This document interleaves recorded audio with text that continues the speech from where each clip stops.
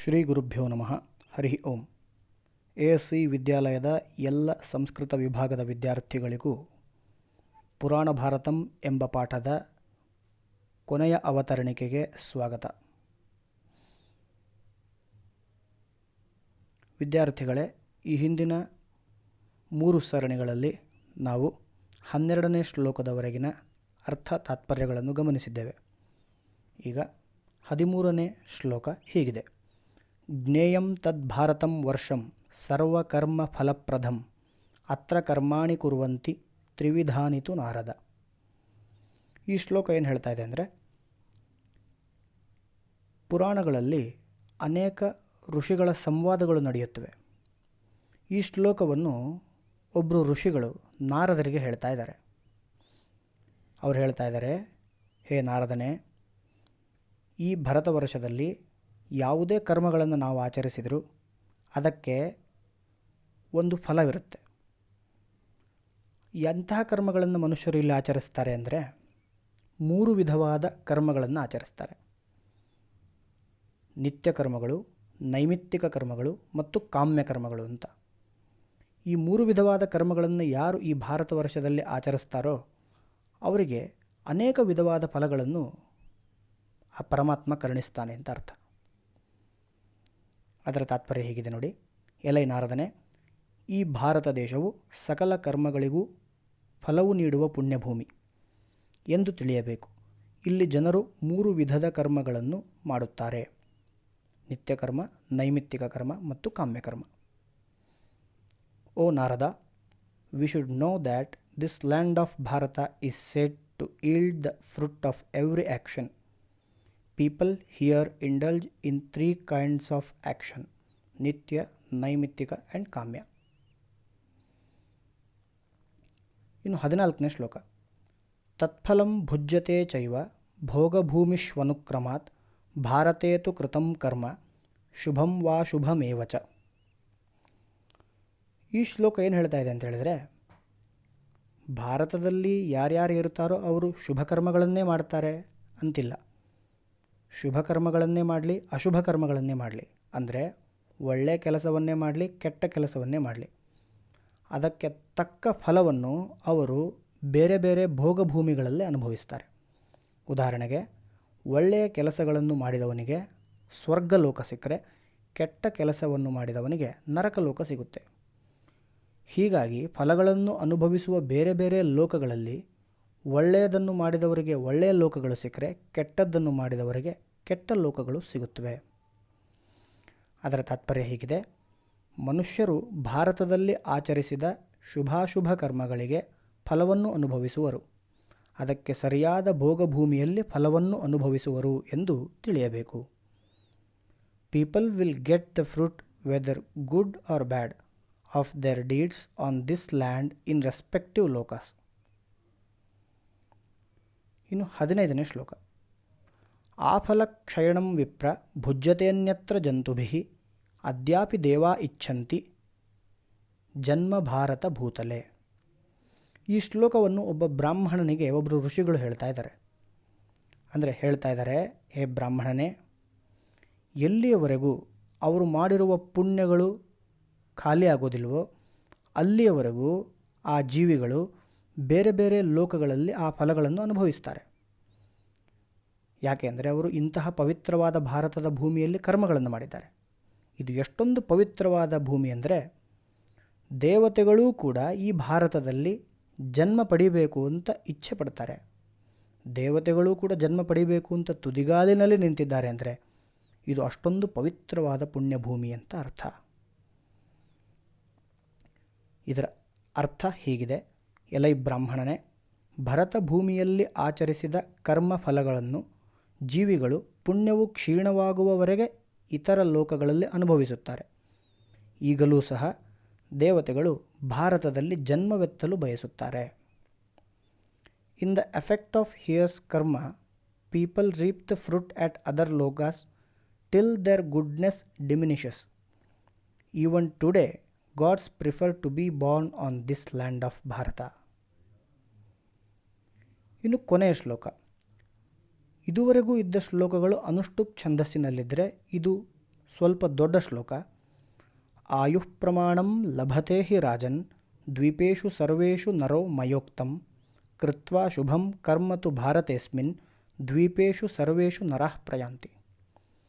ನಿಮಗೆ ಹೇಳಿದ್ದು ನೆನಪಿರಬಹುದು, ಮೊದಲನೇ ಶ್ಲೋಕದಲ್ಲಿ ಒಂದು ಮಾತು ಬಂದಿತ್ತು. ಒಂದು ದ್ವೀಪದಿಂದ ಮತ್ತೊಂದು ದ್ವೀಪಕ್ಕೆ ಮನುಷ್ಯರಿಗೆ ಹೋಗಲಿಕ್ಕೆ ಆಗೋದಿಲ್ಲ ಅಂತ. ಆದರೆ ಈ ಶ್ಲೋಕ ಹೇಳ್ತಾ ಇದೆ, ಎಲ್ಲ ದ್ವೀಪಗಳಲ್ಲಿಯೂ ಕೂಡ ಎಲ್ಲರೂ ಸಮಾನವಾದ ಆಯಸ್ಸನ್ನು ಹೊಂದಿರ್ತಾರೆ. ಇಂತಹ ಆಯಸ್ಸನ್ನು ಹೊಂದಿದ ಆ ಮನುಷ್ಯರು ಅಥವಾ ಆ ಜೀವಿಗಳು ಒಳ್ಳೆಯ ಕೆಲಸಗಳನ್ನು ಮಾಡ್ತಾ ಮಾಡ್ತಾ ಮಾಡ್ತಾ ಬೇರೆ ದ್ವೀಪಗಳಿಗೂ ಹೋಗಲು ಸಮರ್ಥರಾಗ್ತಾರೆ. ಅಂದರೆ ಹಿಂದೆ ಹೇಳಿದ ಶ್ಲೋಕವನ್ನು ಇದೇ ಒಂದು ಸಮಯದಲ್ಲಿ ನಿಷೇಧ ಮಾಡ್ತಾ ಇದೆ. ಹಿಂದೆ ಒಂದು ದ್ವೀಪದಿಂದ ಮತ್ತೊಂದು ದ್ವೀಪಕ್ಕೆ ಹೋಗಲಿಕ್ಕೆ ಆಗೋದಿಲ್ಲ ಅಂತ ಹೇಳಿದ ಪುರಾಣವು ಇನ್ನೊಂದು ಶ್ಲೋಕದಲ್ಲಿ ಹೇಳ್ತಾ ಇದೆ, ಒಂದು ದ್ವೀಪದಿಂದ ಮತ್ತೊಂದು ದ್ವೀಪಕ್ಕೆ ಹೋಗಲಿಕ್ಕೆ ಆಗುವುದಿಲ್ಲ ಅನ್ನೋದು ಸಾಮಾನ್ಯ ನಿಯಮ, ಅದೊಂದು ಕಾಮನ್ ರೂಲ್. ಆದರೆ ಇದೊಂದು ಸ್ಪೆಷಲ್ ರೂಲ್. ಏನು ಅಂದರೆ, ತುಂಬ ಒಳ್ಳೆಯ ಕೆಲಸಗಳನ್ನು ಮಾಡಿದ ಜೀವಿಗಳು ಒಂದು ದ್ವೀಪದಿಂದ ಮತ್ತೊಂದು ದ್ವೀಪಕ್ಕೂ ಹೋಗ್ತಾರೆ. ಇದರ ತಾತ್ಪರ್ಯ ಹೀಗಿದೆ: ಎಲೆಯ ರಾಜನೇ, ನಾನು ಹೇಳಿರುವ ಆಯುಷ್ಯ ಪ್ರಮಾಣ ನರನಿಗೆ ಎಲ್ಲ ದ್ವೀಪಗಳಲ್ಲಿಯೂ ಸಿಗುತ್ತದೆ. ಈ ಭಾರತದಲ್ಲಿ ಶುಭ ಕರ್ಮಗಳನ್ನಾಚರಿಸಿ ಜನರು ಎಲ್ಲ ದ್ವೀಪಗಳಿಗೂ ಹೋಗುವರು. O king, people obtain their longevity in all islands as per my desire. Having accomplished good deeds on this land of Bharata, human beings may go to other islands also. ಈಗ ಈ ಪಾಠಕ್ಕೆ ಸಂಬಂಧಿಸಿದ ಪ್ರಶ್ನೋತ್ತರಗಳನ್ನು ಒಂದು ಬಾರಿ ಗಮನಿಸಿಬಿಡೋಣ. ಪ್ರಶ್ನೋತ್ತರಗಳು ಹೀಗಿವೆ ನೋಡಿ. ಏಕವಾಕ್ಯೇನ ಸಂಸ್ಕೃತ ಭಾಷೆಯ ಉತ್ತರಂ ಲಿಖತ. ಒಂದೇ ವಾಕ್ಯದಲ್ಲಿ ಸಂಸ್ಕೃತದಲ್ಲೇ ಉತ್ತರಗಳನ್ನು ಬರಿಬೇಕು. ಕಹ ಭರತಃ ಇತಿ ಉಚ್ಯತೆ. ಇದಕ್ಕೆ ಉತ್ತರ ಮನುಃ ಭರತಃ ಇತಿ ಉಚ್ಯತೆ. ಭಾರತವರ್ಷೆ ಕತಿ ಕುಲಪರ್ವತಾಃ ಸಂತಿ. ಇದಕ್ಕೆ ಉತ್ತರ ಭಾರತವರ್ಷೆ ಸಪ್ತ ಕುಲಪರ್ವತಾಃ ಸಂತಿ. ಮೂರನೇ ಪ್ರಶ್ನೆ ಹೀಗಿದೆ: ವಿಶ್ವಸ್ಯ ಮಾತರಃ ಕಾಹ. ಇದರ ಉತ್ತರ ವಿಶ್ವಸ್ಯ ಮಾತರಃ ನದ್ಯಃ. ನಾಲ್ಕನೇ ಪ್ರಶ್ನೆ: ಅದ್ಯಾಪಿ ದೇವಾಃ ಕುತ್ರ ಜನ್ಮ ಇಚ್ಛಂತಿ. ಇದರ ಉತ್ತರ ಅದ್ಯಾಪಿ ದೇವಾಃ ಭಾರತಭೂತಲೆ ಜನ್ಮ ಇಚ್ಛಂತಿ. ಇನ್ನು ಮುಂದಿನ ವಿಭಾಗದಲ್ಲಿ ಪ್ರಶ್ನೆಗಳು ಹೀಗಿರುತ್ತೆ: ದ್ವಿತ್ರೈಃ ವಾಕ್ಯೈಃ ಸಂಸ್ಕೃತ ಭಾಷೆಯ ಕನ್ನಡ ಭಾಷೆಯ ಆಂಗ್ಲ ಭಾಷೆಯ ವಾ ಉತ್ತರಂ ಲಿಖತ. 2-3 ವಾಕ್ಯಗಳೊಳಗೆ ಸಂಸ್ಕೃತ ಭಾಷೆಯಲ್ಲಾದರೂ, ಕನ್ನಡ ಭಾಷೆಯಲ್ಲಾದರೂ ಅಥವಾ ಆಂಗ್ಲ ಭಾಷೆಯಲ್ಲಾದರೂ ಉತ್ತರ ಬರೆಯಿರಿ ಅಂತ. ಇದೊಂದು ವಿಶೇಷವಾದ ಸೂಚನೆ ನಿಮಗಿದೆ. ಎಲ್ಲ ಪ್ರಶ್ನೆಗಳಿಗೂ ಉತ್ತರ ಬರೆಯೋದಕ್ಕಿಂತ ಮುಂಚೆ ಅಯಂ ಪ್ರಶ್ನಃ ವೇದವ್ಯಾಸ ವಿರಚಿತಾತ್ ವಿವಿಧ ಪುರಾಣೇಭ್ಯಃ ಸಂಗೃಹೀತಾತ್ ಪುರಾಣ ಭಾರತಂ ಇತಿ ಪಾಠಾತ್ ಸ್ವೀಕೃತಃ ಅಸ್ತಿ ಅಂತ ಬರಿಬೇಕು. ಇದರ ಅರ್ಥ, ಈ ಪ್ರಶ್ನೆಯನ್ನು ವೇದವ್ಯಾಸರಿಂದ ರಚಿತವಾದ ಬೇರೆ ಬೇರೆ ಪುರಾಣಗಳಿಂದ ಸಂಗ್ರಹೀತವಾದ ಪುರಾಣ ಭಾರತಂ ಎಂಬ ಪಾಠದಿಂದ ನಾವು ಆರಿಸಿಕೊಂಡಿದ್ದೇವೆ ಅಂತ ಅರ್ಥ. ಮೊದಲನೇ ಪ್ರಶ್ನೆ ಹೀಗಿದೆ: ಭಾರತವರ್ಷಂ ಇತಿ ಕಿಮರ್ಥಂ ಕಥ್ಯತೆ. ಈ ಪ್ರಶ್ನೆಗೆ ಉತ್ತರದ ರೂಪದಲ್ಲಿದ್ದ ಶ್ಲೋಕವು ಈ ಹಿಂದೆ ನಿಮಗೆ ಸಿಕ್ಕಿತ್ತು. ಹಿಂದೆ ಮನು ಪ್ರಜೆಗಳನ್ನು ಪಾಲನೆ ಮಾಡಿದ್ದರಿಂದ ಆತನಿಗೆ ಭರತ ಎಂಬ ಹೆಸರು ಬಂದಿತ್ತು. ಭರತನು ರಾಜ್ಯಭಾರ ಮಾಡಿರುವುದರಿಂದ ಅದಕ್ಕೆ ಭರತವರ್ಷ ಎಂಬ ಹೆಸರು ಬಂದಿತ್ತು. ಭರತನು ರಾಜ್ಯಭಾರ ಮಾಡಿದ್ದರಿಂದ ಈ ಪ್ರದೇಶವು ಭರತವರ್ಷ ಎಂದು ಪ್ರಸಿದ್ಧವಾಗಿದೆ ಮತ್ತು ನಿರುಕ್ತವೂ ಕೂಡ ಇದನ್ನು ಸಮರ್ಥಿಸುತ್ತದೆ. As Manu protected his subjects, he attained the name Bharata. As Bharata ruled over this country, it was called Bharatavarsha. The etymology of this term also implies this. ಇನ್ನು ಎರಡನೇ ಪ್ರಶ್ನೆ ಈ ರೀತಿ ಇದೆ: ಭಾರತವರ್ಷಸ್ಯ ಪ್ರಸಿದ್ಧ ಪಂಚನದೀನಾಂ ನಾಮಾನಿ ಲಿಖತ. ಒಟ್ಟು 9 ನದಿಗಳ ಉಲ್ಲೇಖವನ್ನು ಈ ಪುರಾಣ ಭಾರತಂ ಎಂಬ ಪಾಠದಲ್ಲಿ ನಾವು ನೋಡಿದ್ದೇವೆ. ಅದರಲ್ಲಿ ಅವರು ಕೇಳ್ತಾ ಇದ್ದಾರೆ ಕೇವಲ 5 ನದಿಗಳ ಹೆಸರನ್ನು ಬರೆಯಿರಿ ಅಂತ. ದೇವನಾಗರಿ ಲಿಪಿಯಲ್ಲೇ ಎಲ್ಲ ನದಿಗಳ ಹೆಸರನ್ನು ಬರೆಯೋದು ತುಂಬ ಸಮಂಜಸ. ಆದರೂ ಅದು ಕಷ್ಟ ಆದವರಿಗೆ ಗಂಗಾ, ಯಮುನಾ, ಸರಸ್ವತಿ, ಸಿಂಧು, ಚಂದ್ರಭಾಗ ಇವು 5 ಭಾರತ ದೇಶದ ಪ್ರಸಿದ್ಧವಾದ ನದಿಗಳು. Ganga, Yamuna, Saraswati, Chandrabhaga and Sindhu are 5 famous rivers. ಇನ್ನು 3ನೇ ಪ್ರಶ್ನೆ ಹೀಗಿದೆ. ಪಂಚದ್ವೀಪಾನಾಂ ನಾಮಾನಿ ಲಿಖತ. 5 ದ್ವೀಪಗಳ ಹೆಸರನ್ನು ಅವರು ಬರೆಯೋದಕ್ಕೆ ಅಪೇಕ್ಷೆ ಪಡ್ತಾ ಇದ್ದಾರೆ. ಇಂದ್ರದ್ವೀಪ, ಕಶೇರುಮಾನ್, ತಾಮ್ರವರ್ಣ, ಗಭಸ್ತಿಮಾನ್ ಹಾಗೂ ನಾಗದ್ವೀಪ ಇವು 5 ಪ್ರಸಿದ್ಧವಾದ ದ್ವೀಪಗಳು. ಇಂದ್ರದ್ವೀಪ, ಕಶೇರುಮಾನ್, ತಾಮ್ರವರ್ಣ, ಗಭಸ್ತಿಮಾನ್ ಆ್ಯಂಡ್ ನಾಗದ್ವೀಪ ಆರ್ 5 ಫೇಮಸ್ ಐಲ್ಯಾಂಡ್ಸ್. ಇನ್ನು 4ನೇ ಪ್ರಶ್ನೆ ಹೀಗಿದೆ. ಪುರಾಣ ಭಾರತೆ ಉಲ್ಲಿಖಿತಾನಿ ತೀರ್ಥಕ್ಷೇತ್ರಾಣಿ ಕಾನಿ. ಪುರಾಣ ಭಾರತಂ ಎಂಬ ಪಾಠದಲ್ಲಿ ಉಲ್ಲೇಖಿತವಾಗಿರುವ ತೀರ್ಥಕ್ಷೇತ್ರಗಳು ಯಾವುದ್ಯಾವುದು?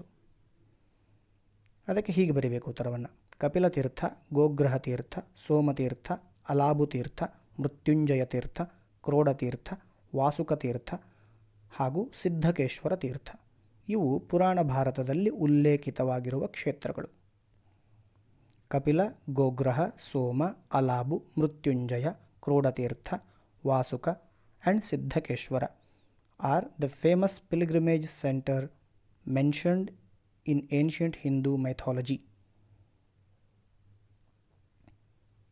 ಇನ್ನು 3ನೇ ಪ್ರಶ್ನೆಗಳು ಯಾವ ರೀತಿ ಇರುತ್ತವೆ ಅಂದರೆ ಬಿಟ್ಟ ಸ್ಥಳಗಳನ್ನು ತುಂಬಬೇಕು. ಉತ್ತರಂ ಯತ್ ಸಮುದ್ರಸ್ಯ ಡ್ಯಾಶ್ ದಕ್ಷಿಣಂ ಚ ಯತ್. ಅಲ್ಲಿ ಹಿಮವತ್ ಎಂಬ ಪದ ಬರಬೇಕು. 2ನೇದು ಇತಸ್ವರ್ಗಶ್ಚ ಡ್ಯಾಶ್ ಮಧ್ಯಶ್ಚಾಂತಶ್ಚ ಗಮ್ಯತೆ. ಅಲ್ಲಿ ಮೋಕ್ಷಶ್ಚ ಎಂಬ ಪದ ಬರಬೇಕು. 3ನೇದು ದ್ವೀಪೇಶು ಸರ್ವೇಷು ನರಃ ಪ್ರಯಾಂತಿ. ಇಲ್ಲಿ ನರಹ ಎಂಬ ಪದ ಸರಿಯಾದ ಸಮಯದಲ್ಲಿ ಬಂದಿದೆ. ಇಲ್ಲಿ ಬಿಟ್ಟ ಸ್ಥಳಗಳಲ್ಲಿ ಯಾವ ಪದಗಳನ್ನು ತುಂಬಬೇಕು ಅನ್ನುವುದನ್ನು ಕೆಳಗಡೆ ಅವರು ಒಂದು ಕೋಷ್ಟಕದಲ್ಲಿ ಕೊಟ್ಟಿರ್ತಾರೆ. ಅವುಗಳಲ್ಲಿ ಸರಿಯಾದ ಪದಗಳನ್ನು ಸರಿಯಾದ ಸ್ಥಳದಲ್ಲಿ ತುಂಬಬೇಕಾಗಿರುವ ಕೆಲಸ ನಿಮ್ಮದು.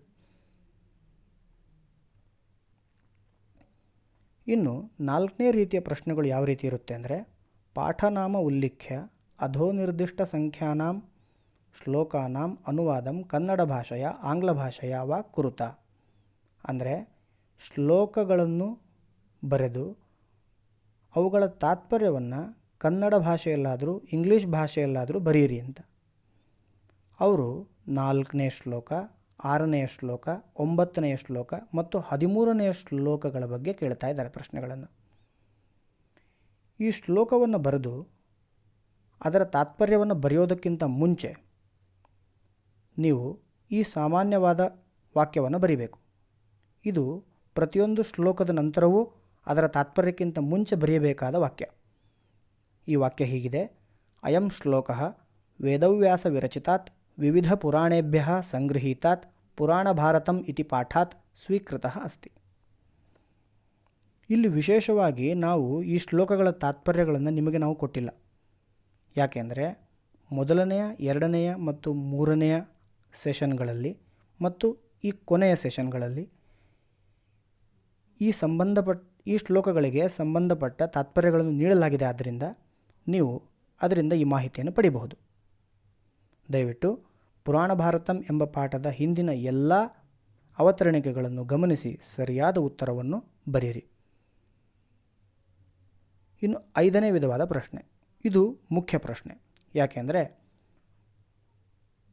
ದ್ವಿತೀಯ PUC ಪರೀಕ್ಷೆಯ ಬೋರ್ಡ್ ಎಕ್ಸಾಮಿನೇಷನ್ನಲ್ಲಿ ಈ ಒಂದು ಪ್ರಶ್ನೆಗೆ 5 ಅಂಕಗಳನ್ನು ನೀಡಲಾಗುತ್ತೆ. ಭಾರತವರ್ಷಂ ಇತಿ ಕಿಮರ್ಥಂ ಕಥ್ಯತೆ. ಈ ಪ್ರಶ್ನೆಯನ್ನು ಕಂಡ ತಕ್ಷಣ ನೀವು ಉತ್ತರವನ್ನು ಬರೆಯೋದಕ್ಕಿಂತ ಮುಂಚೆ ಈ ವಾಕ್ಯವನ್ನು ಕಡ್ಡಾಯವಾಗಿ ಬರೀಲೇಬೇಕು. ಅಯಂ ಪ್ರಶ್ನಃ ವೇದವ್ಯಾಸ ವಿರಚಿತಾತ್ ವಿವಿಧಪುರಾಣೇಭ್ಯಃ ಸಂಗೃಹೀತಾತ್ ಪುರಾಣಭಾರತಂ ಇತಿ ಪಾಠಾತ್ ಸ್ವೀಕೃತಃ ಅಸ್ತಿ. ಇನ್ನು ಮುಂದಿನ ಕೆಲವು ಸ್ಲೈಡ್ಗಳಲ್ಲಿ ನಾನು ಉತ್ತರಗಳನ್ನು ನೀಡಿದ್ದೇನೆ.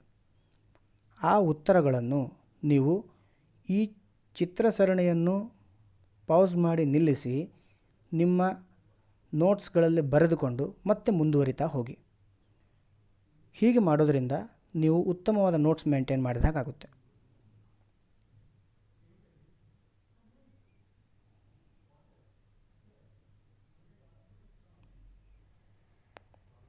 ಇಂಗ್ಲೀಷ್ ನೋಟ್ಸ್ಗಳನ್ನು ಬರೆದುಕೊಳ್ಳುವವರು ಈ ರೀತಿ ಉತ್ತರ ಬರೆದರೆ, ಕನ್ನಡದ ಉತ್ತರಗಳನ್ನು ಬರೆಯುವ ವಿದ್ಯಾರ್ಥಿಗಳಿಗಾಗಿ